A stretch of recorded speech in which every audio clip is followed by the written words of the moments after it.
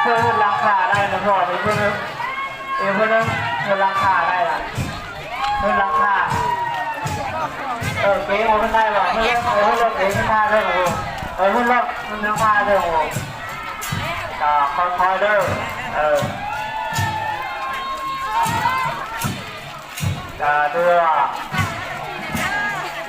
ขออนุโมทนาบุญนำต่อเรื่องเก่าบ้านคำศรีนามวคำสมชาตลอดเสริมบ้านไก่ดินเป็นไก่เที่ยงเป็นต้นกาขายเป็นตะบงลงทุนนำจากเซโนหัวงานกาพุทธะเล็กน้อยกาคือเป็นคนละน้องกาเอาไพ่กันและเป็นการต้อนรับครอบครัวบ้านอุปถัมภ์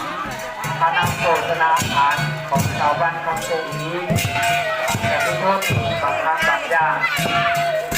การนำผ่านอย่างนั้นตรวจสอบสภาพทุกคนรู้คนรู้ยอดจักอะไรอย่างที่เขาบอกเลยนี่นะถ้ามันเพิ่มไม่ได้เลยจะต้องเพิ่มพูดเรื่องเบอร์ยังพูดก็ยังงงอยู่นี่นะ